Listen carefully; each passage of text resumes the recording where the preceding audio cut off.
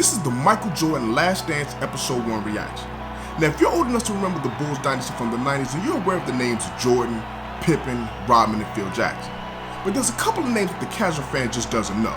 Names like Tex Winter, the author of the Triangle Offense who helped build the Bulls dynasty. Then you got some names from some people like Jerry Krause, who was the general manager of the Chicago Bulls, who helped to destroy the Bulls dynasty. So on this channel, I'm going to be breaking down the first 2 episodes of The Last Dance, giving you my reaction to it, as well as giving you some amazing footage of Michael Jordan and the 90s Bulls. Let's get into it. Hey, everybody.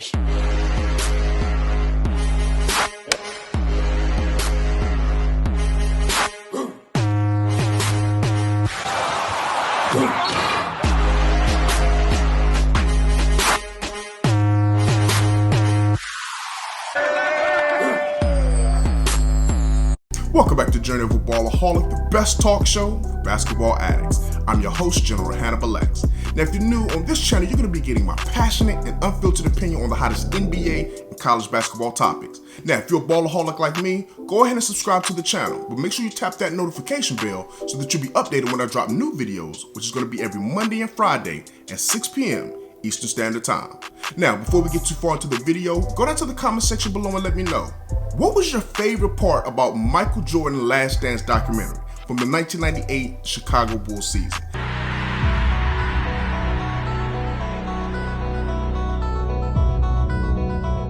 You guys not allowed? Nah, I'm just kidding. What time is it? My mentality was to go out and win at any cost.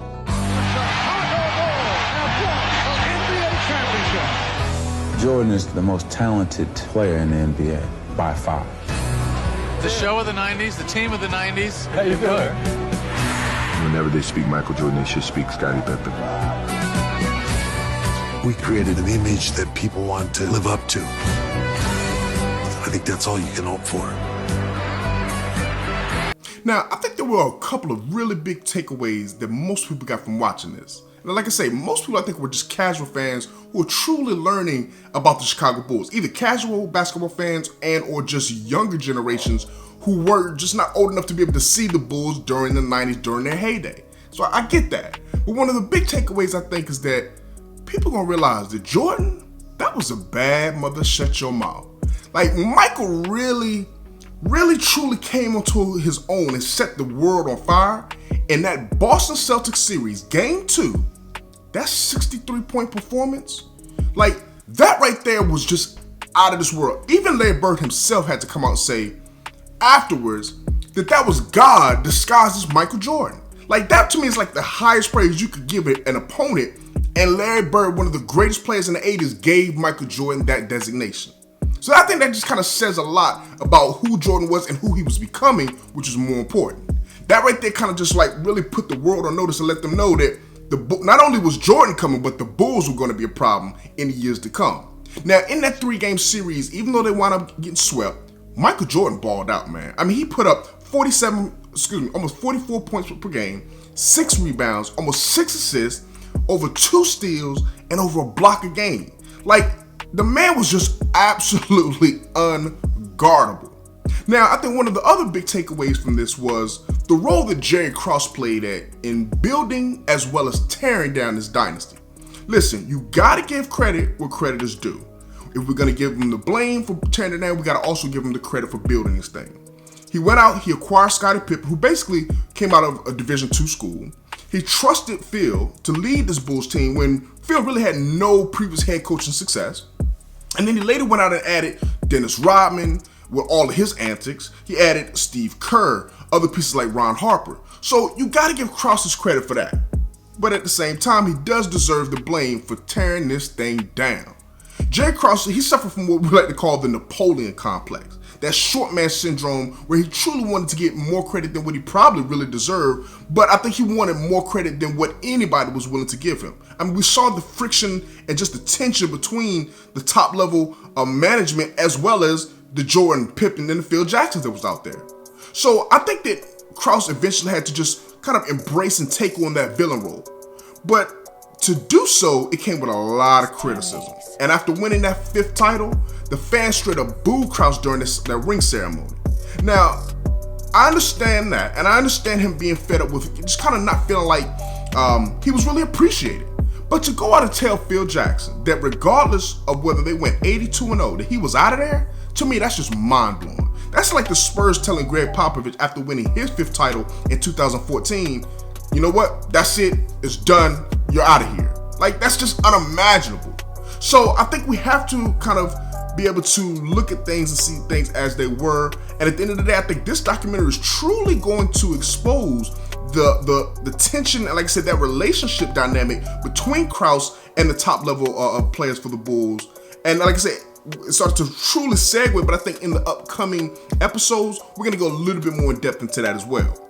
Now, one of the other big takeaways, I think, was just how underrated and truly underappreciated Scottie Pippen has been throughout the history of the basketball rankings. Listen, I did a video on my ranking of my top 25 all-time players. I put a card up top for that as well. But I got a lot of flack for having Scottie Pippen in there. And Pippen to me was one of the most elite two-way players the game has ever seen. Now, MJ said it his best himself. MJ said, you cannot mention me without mentioning Scottie Pippen. So everybody who's criticized Pippen for his contract, I get that aspect of it, but I think this is a lesson that we can all learn. Now think about this. You don't get paid for what you're worth. You only get paid for what you negotiate. Now, Pippen was told, listen, don't sign this contract, right? But Scottie did it anyway. So who's to truly blame there? At the end of the day, I don't think you can be mad at Chicago for not wanting to renegotiate. But at the end of the day, this undervalued contract that Pippen had was one of the reasons that allowed them to kind of have that flexibility to bring on additional players to keep this dynasty going and to just keep this winning going. So I see it both ways. I mean, let's look at it from a different perspective. Look at the Golden State Warriors, right? They were in a very similar situation. Steph Curry, who was dealing with ankle injuries at the beginning of his career, he had an undervalued contract. You know, and so the Golden State Warriors, they were able to kind of leverage that to go out and sign Kevin Durant, which really was able to give them the ability to add another MVP level superstar to join a 73-win team. So that's kind of, even though it's not necessarily apples to apples, it's kind of relevant in the fact that the Bulls were able to do the same thing because they had Scottie Pippen on such a very team-friendly contract. But at the end of the day, let's not sit here and boo-hoo over Scottie Pippen's money. Scottie Pippen has made more money as far as his NBA contracts over the course of his entire career than even what Michael Jordan made. So, you know, like I say, all of these guys are probably underpaid, especially from like the superstar standpoint, not just in the past, but even in today's NBA. A guy like LeBron James or you know, the Giannis Antetokounmpos or even the Kobe Bryants back in the day, they were making more and were worth more than what the NBA salary contract and the cap situation would allow them to truly be paid.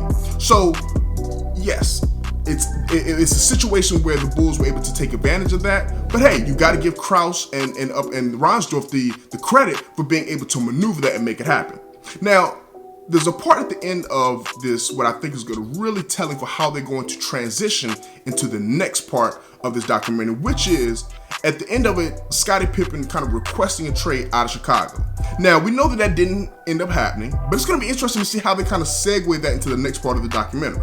Man, watching that documentary, man, was such a flashback into just the dominance, just the gracefulness, just everything that Michael Jordan truly embodied, man. Like I said, to me, he's still the GOAT.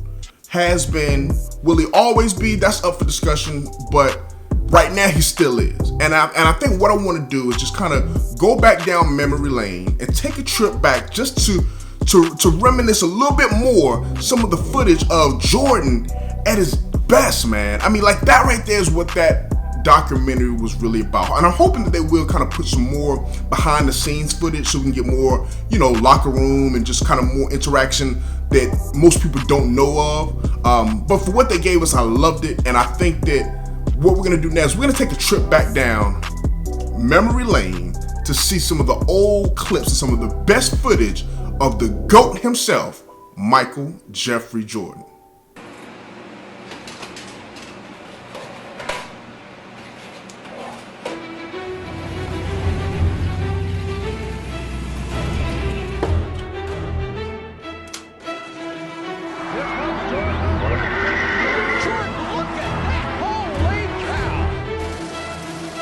Goes back to Michael Jordan. Jumper from out on the left. Good! The Star Heels win the national championship! The Chicago Bulls pick Michael Jordan. My own expectations are just to go in and try to contribute, and don't try to do anything out of the ordinary. There's a kaboom. Driving all the way in.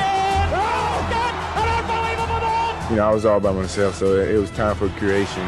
63 for Jordan, a new NBA record. Whenever I go against good or great competition, I enjoy that. It makes me become a better basketball player.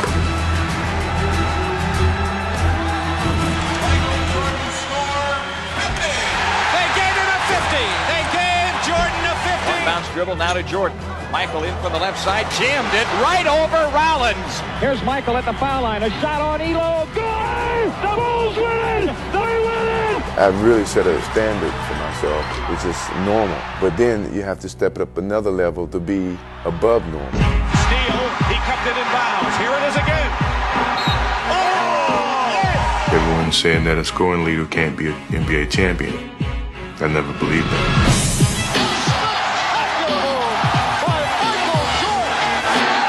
Chicago Bulls have won their first ever NBA championship. I got 7 years of it to sink in. And it can't sink in just a few hours. It's going to take a while for it to sink in. How hard is it to be Michael Jordan sometimes? Very difficult sometimes. It's a different feeling. It's a different type of pressure to be in front of cameras and to act and to do a commercial. At some point in time, I'm going to have to walk away from all this and try to get into a normal style of life. Here's Jordan for three, yes! I surprised them as much as I surprised you and myself with the way I was shooting the ball. And here's Jordan to the open floor. Michaeljordan. Whose game is it? It's Michael Jordan's game. I saw so much of that round ball that, I kind of lost the taste for it at that particular time, and I needed a mental break. How long did it take you to miss it? Couple weeks. Oh, and Reggie Miller came over and smacked Michael. Okay, we got a brouhaha here. Jordan, yes! And it counts! The Bulls win the championship! Certainly, destiny shall be back here for the 4th time. Thank you. On August the 5th, 1993, a red Lexus was found in a wooded area. This vehicle belonged to the Mr. James Jordan, father of Michael Jordan. He was shot to death while in his car. We're pretty strong and we're moving forward with our lives, and we got a lot of memories to think about, and we just try to keep forward. A shocking revelation tonight for all Chicagoans. Bull star Michael Jordan will announce his retirement tomorrow. I achieved practically everything I could from an individual standpoint and from a team standpoint, and it really made it easy to walk away while you was on top. Will I ever unretire? I don't know. Hey, Mike, get out of here, baby. A lot of people may think it's off the wall. Maybe it is. And the White Sox will let me know if they feel that I'm not doing well.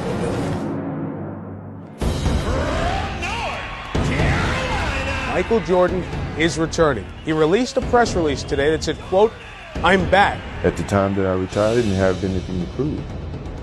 Now I got something to prove. Are you as good now as you were when you left?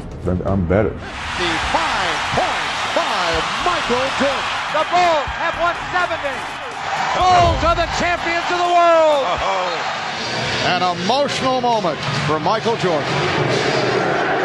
I know he's watching. This is for Daddy. I'm very happy for him. I truly have a newfound love for the game of basketball. Here's Jordan. Yes! The big story here tonight, Michael Jordan's physical conditions. He is suffering from flu-like symptoms. I really felt like I was on deathbed. Bulls are going to win the NBA championship again. The drive for 5. That's the biggest bottle of champagne we've had so far in all the other finals. I mean, when we get 6, it's going to be bigger. A lot of people question some of the things that I can do now, or people don't know if I could do. That's the beauty of the creator, is that you don't know until it's done. All right, it's win or lose. Game 6 for the Bulls. 10 seconds.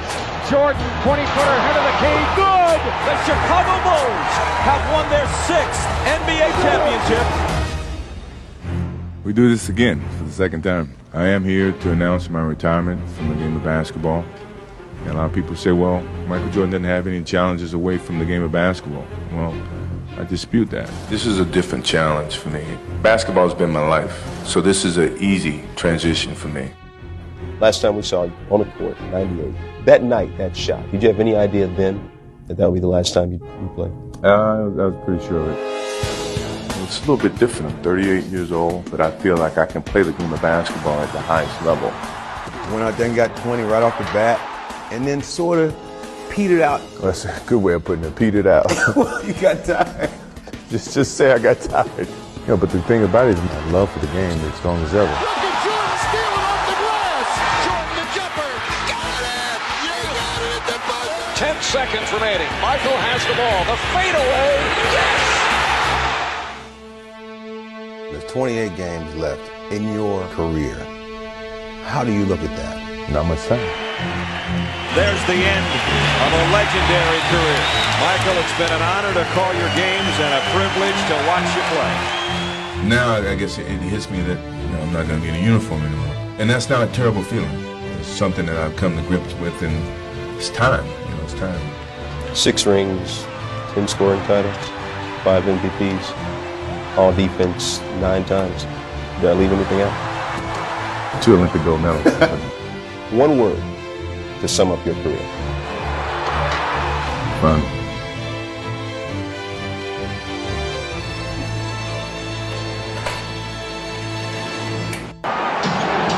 Jordan, open, Chicago with the lead.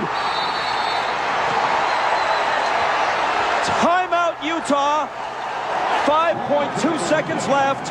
Michael Jordan running on fumes with 45 points.